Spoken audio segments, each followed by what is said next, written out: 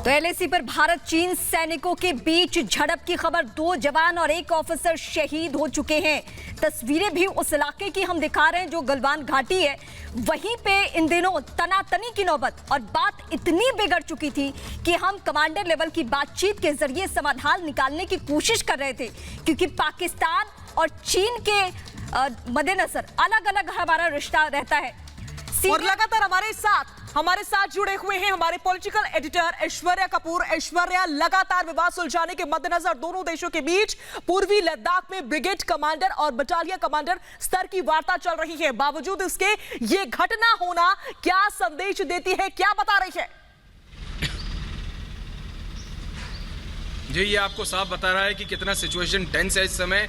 एक भी गोली नहीं चली है, तो आप ये सोचिए गोली के बिना 3 हमारे जाबाज सैनिक, और चाइना की तरफ भी चीन को भी कैजुअलिटी झेलनी पड़ी है। एग्जैक्ट कौन से लेवल पे कहाँ हुआ, ये सब बताया जाएगा एक स्टेटमेंट में, जो कि जल्द ही भारतीय सेना जारी करेगी।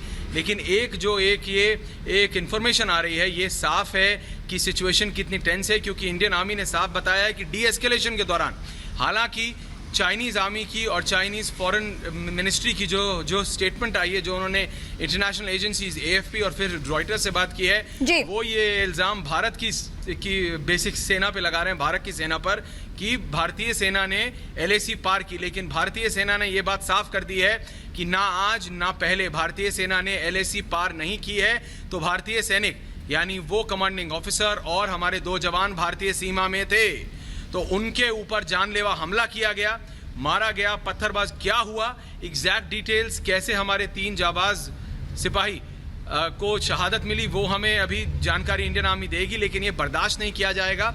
इस समय जब हम आपसे बात कर रहे हैं, डिफेंस मिनिस्टर को ब्रीफ किया जा रहा है, डिफेंस मिनिस्टर उसके बाद प्रधानमंत्री से बात करेंगे, लेकिन उसके बीच में एक डिटेल्ड स्टेटमेंट आएगी इंडियन आर्मी से। ये बहुत ज़्यादा सेंसिटिव सिचुएशन बन गई है, क्योंकि चाहे कुछ भी हुआ हो, जितनी भी लड़ाइयाँ क्यों ना हुई हो, 1967 के बाद पहली बार एक पूरी पीढ़ी हमारे इंडियन सोल्जर्स की, जो कि इंडो चाइना बॉर्डर पर डिप्लॉय रहे हैं, उन्होंने एक भी बार कोई खून खराबा नहीं देखा है, किसी भी तरीके की मृत्यु ना। ऐश्वर्या, इसी लिहाज से मुझे एक पहलू समझना है यहाँ पे, जो कि आप 70 के दशक का जिक्र कर रहे थे, सबको समझना पड़ेगा। बिल्कुल, ये बहुत बड़ा जी आप 70 के दशक का जिक्र कर रहे थे। वाकई ऐसी हिंसक झड़प हमने देखी नहीं है। 1962 के बाद कोई युद्ध जैसी नौबत नहीं आई है। लेकिन इस बीच अब उस बातचीत पे कितना असर पड़ेगा, जिसके जरिए हम समाधान ढूंढने की कोशिश कर रहे थे, कमांडर लेवल की बातचीत के जरिए हम विकल्प तलाश रहे थे, लेकिन इस बीच हमारे 3 जवान शहीद हो जाते हैं। जी देखिए, चीन को आपको जवाब देना पड़ेगा, इसमें कोई दो राय नहीं है। लेकिन बातचीत ही, क्योंकि हिंदुस्तान ये 2020 का भारत है, ये बात चीन भी जानता है। इसीलिए आप देखिए, इससे पहले कि इंडियन स्टेटमेंट आई, वहां से चीनी स्टेटमेंट आ गई, क्योंकि उन्हें पता है, और उन्होंने ये अर्ज किया है चाइनीज स्टेटमेंट में कि वो अर्ज करना चाहते हैं, वो ये निवेदन करना चाहते हैं भारत से कि कोई भी यूनिलैटरल, यानी अपने आप कोई ऐसा डिसीजन ना ले ले भारत, जिससे सिचुएशन और ज़्यादा बिगड़ जाए। क्योंकि ये चीन भी जानता है कि ये दशकों से कोई ऐसा इंसिडेंट एलएसी पर नहीं हुआ है। उसके बावजूद डी एस्केलेशन के दौरान जब इसी माह की 6 तारीख को कोर कमांडर्स की बैठक हुई, एक और बैठक हुई, उसके बाद भी इस तरह की सिचुएशन आ जाना, और बिना गोली नहीं चली, रीमा, गोली नहीं चली, ये बात इंडियन आर्मी ने साफ कर दी है। तो गुत्थम गुत्ता हुए, पत्थरबाजी हुई, क्योंकि इसी तरह का एक इंसिडेंट इसी महीने के पहले सप्ताह में भी हुआ था, जब आपने और हमने देखा था 100 से ज्यादा सिपाही दोनों तरफ घायल हो गए थे, और इतने ज्यादा जख्मी हो गए थे कि उनको अपने अपने बेस कमांड के हॉस्पिटल्स में ले जाना पड़ा था। तो ये एक बहुत ही बड़ा डेवलपमेंट है, लेकिन नुकसान और जी बताएं। बिल्कुल ऐश्वर्या, ये 2020 का भारत है, जैसा कि आप बार बार फरमा रहे हैं, और ये सच है कि हम किसी भी लिहाज से कम नहीं है। गुरसिमरन लगातार हमारे साथ जुड़े हुए हैं। गुरसिमरन, जब कमांडर लेवल की बातचीत चल रही है, उसके बावजूद इस तरह की घटना होना, कहीं चीन उकसाने की कोशिश तो नहीं कर रहा? जी निश्चित तौर पर लगातार जिस तरह के इवेंट हुआ है, उससे तो यही लगता है कि चीन की तरफ से प्रयास किया जा रहा है उकसाने का। लेकिन जो स्टेटमेंट इंटरनेशनल एजेंसी को चीन की तरफ से इशू की गई है, वो ये भी दर्शाती है कि चीन को अब पता है कि चीज़ें जो हैं वो हाथ से बाहर भी जा सकती हैं, क्योंकि 3 जो ऑफिसर्स हैं, 1 ऑफिसर और 2 जवान, उनकी शहादत हुई है, और उसके लिए भारत जो है वो कड़ा संज्ञान भारत ने लिया है, और सरकार जो है ये सुनिश्चित करेगी और इस बीच हम अपडेट कर दें, बिहार वेस्ट सीमेंट के जवान शहीद हुए हैं। अब एक एक कर उनके नाम और उनकी पहचान भी अब सामने। LAC पर बिहार सीमेंट के जवान शहीद हुए हैं। ये अब खबर सामने धीरे धीरे निकलकर सामने आ रही है। हालांकि 2 बजे तक का हमें इंतजार इस लिहाज से करना होगा क्योंकि पूरी डिटेल उसी वक्त हमें मिलेगी। लेकिन इस बीच ऐश्वर्य कपूर का एक बार फिर से हम रुख करेंगे। ऐश्वर्य, बिहार सीमेंट के जवान एक हैं जो कि शहीद हुए हैं। जी देखिए इस समय रेमा, इस समय एक बहुत महत्वपूर्ण बैठक चल रही है। रक्षा मंत्री और फिर एक्सटर्नल अफेयर्स मिनिस्टर्स, तीनों चीफ और CDS। मैं दोबारा बता रहा हूं, रक्षा मंत्री Rajnath Singh, external affairs minister S Jaishankar, तीनों चीफ्स यानी army chief, army chief, naval chief, air chief और CDS जनरल बिपिन रावत, इन सब की एक बैठक चल रही है जो कि चेयर कर रहे हैं रक्षा मंत्री। इस बैठक के बाद प्रधानमंत्री को ब्रीफ करेंगे। ये एक बहुत ही सेंसिटिव मैटर है और ये एक रिव्यू मीटिंग चल रही है कि क्या एग्जैक्टली हुआ है उस घाटी में जहां हमारे तीन जवान शहीद हुए हैं। वहां हुआ क्या है, कैसे हुआ, क्यों हुआ और अब इसका क्या जवाब देना है, कैसे इसको सॉर्ट आउट करना है, कैसे इससे निपटना है। इसके लिए देश के रक्षा मंत्री को इस समय ब्रीफ किया जा रहा है।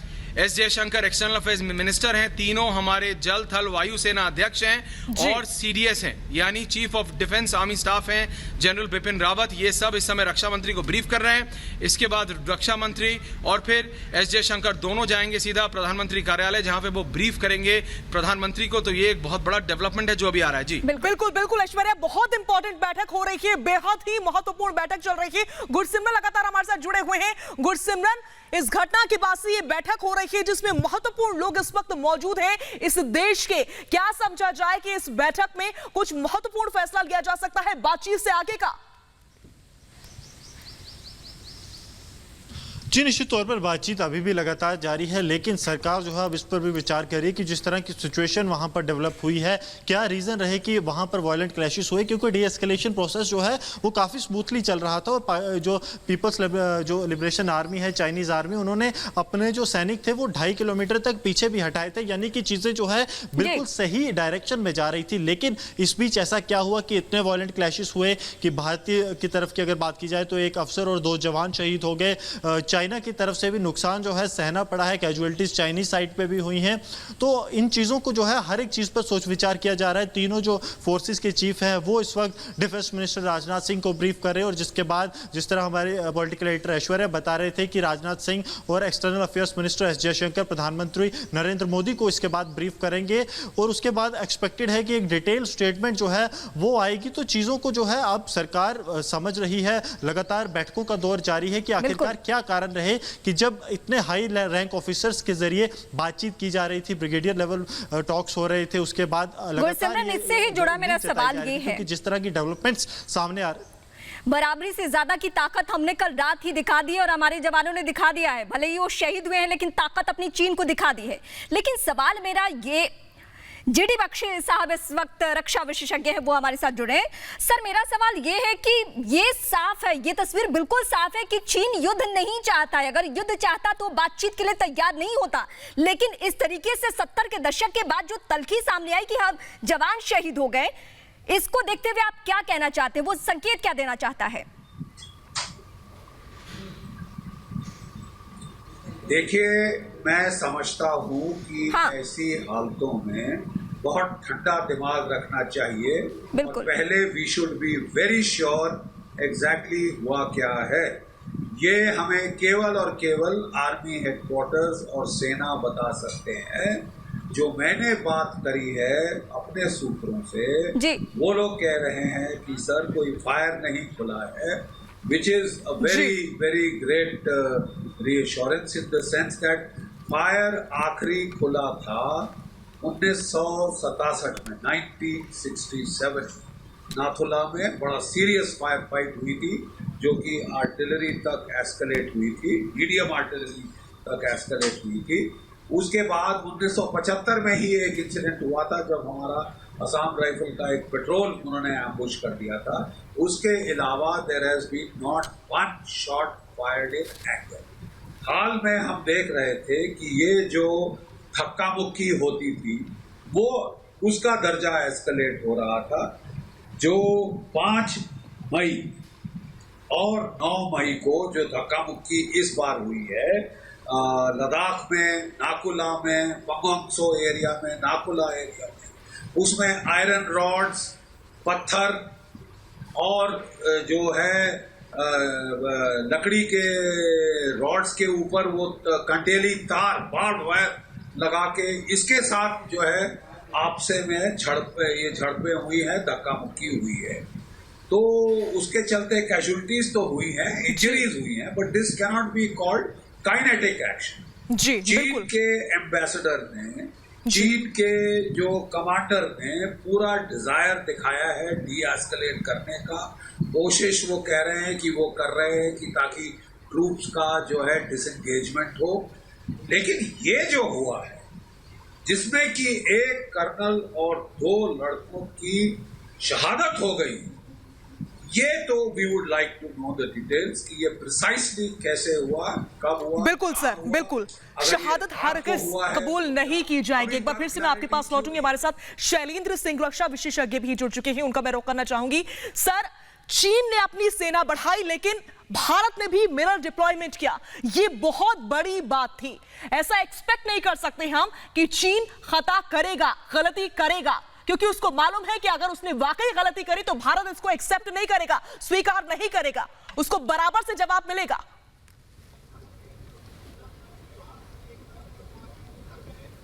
देखिए, जहां तक बराबर के जवाब की बात है तो नुकसान तो खैर हो ही गया है, जो अपने आप में बहुत दुखद है और अच्छी बात नहीं है।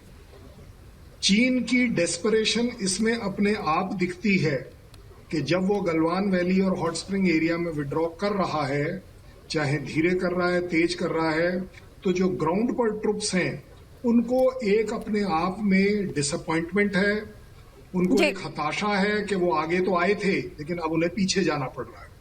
और जब ऐसे समय में मैं तो ये कहूंगा कि दोनों ही फोर्सेस को बहुत ज्यादा रेस्ट्रेन दिखाना होता है, बहुत ज्यादा कंट्रोल दिखाना होता है कि किसी भी तरह की कोई ऐसी हरकत ना हो जाए जो एकदम से बवाल में कन्वर्ट हो जाए।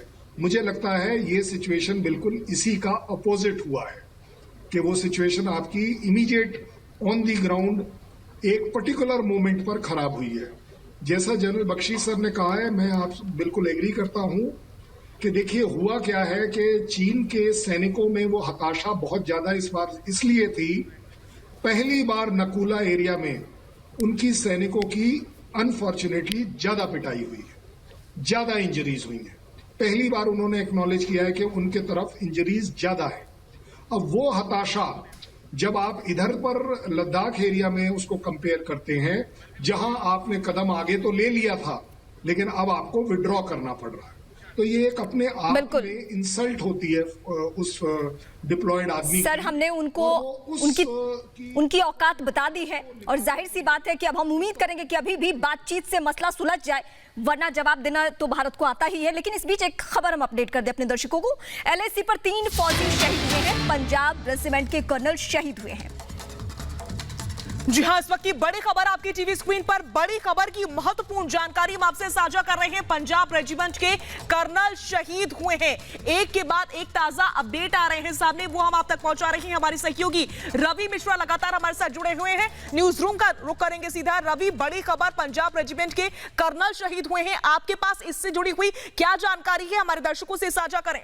बिल्कुल, देखिए धीरे धीरे जानकारियां निकलकर सामने आ रही। पंजाब रेजिमेंट की जहां तक आप बात कर रही हैं वहां से ताल्लुक रखते हैं ये शहीद, और ये जो 3 शहीद हुए हैं इसके बारे में जो सेना की तरफ से एक के बाद एक जो ब्रीफिंग आई है उससे भी ये साफ हो गया है कि फायरिंग तो नहीं हुई लेकिन क्लैश जरूर हुआ है, और ये पहली बार नहीं है। लेकिन इतना जरूर तय है कि चीन की मंशा बहुत साफ नजर आ रही है इस घटना के बाद से। एक तरफ डीएस्केलेशन चल रहा था, बातचीत चल रही थी, सेनाओं को पीछे हटाने की बातचीत चल रही थी, हम टॉकिंग टर्म्स में थे, हम टेबल पे थे बातचीत के, लेकिन उस बीच फिर से झड़प की घटना, और जिसका नतीजा ये हुआ कि इस बार ये घटना इतनी गंभीर हुई कि हमने 3 जवानों को खो दिया, वो शहीद हुए हैं। हालांकि चीन को भी नुकसान हुआ है इस झड़प में, लेकिन सबसे बड़ी बात यह है कि इस पूरे मामले पर सेना की जब ब्रीफिंग आएगी, डिटेल्स बिल्कुल उसका हमें इंतजार है। रवि, मैं आपका रुख करूंगी, लेकिन जेडी बख्शी साहब हमारे साथ बने हुए, एक छोटा सवाल मैं उनसे लेना चाहूंगी।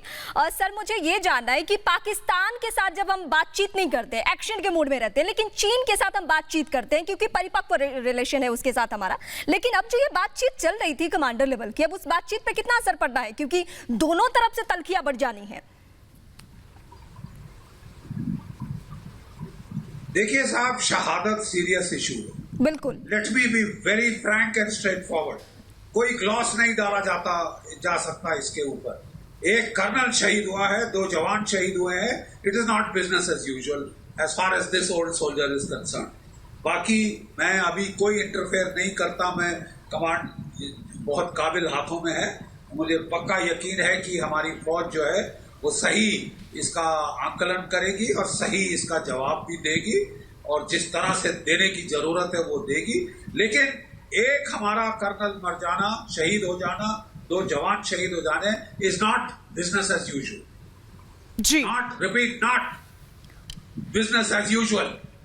और मैं यही कहूंगा कि अगर चीनी फौज बहुत खिसिया गई है कि उसने बड़े धड़ल्ले से एडवांस किया, अब उनको पीछे हटना लग रहा है, पीछे हटना पड़ रहा है, उनकी मुंह की खानी पड़ के पीछे जाना पड़ रहा है, और उनके कई सिपाही ज्यादा चिड़े हुए हैं, ज्यादा खुंदक खाए हुए हैं, तो इसका कोई मतलब नहीं कि वो इस हद तक लेके जाए। बिल्कुल, अगर बर्दाश्त खत्म हो गई है तो इसका ये मतलब नहीं है कि आप अपनी हद पार कर लेंगे, क्योंकि हद पार करनी हदें भी आती है। बहुत बहुत शुक्रिया जी, बहुत बहुत शुक्रिया हमसे बातचीत करने के लिए। इस बड़ी खबर पर लगातार रिपब्लिक भारत की नजर बनी हुई है। रुक रहे हैं बहुत छोटे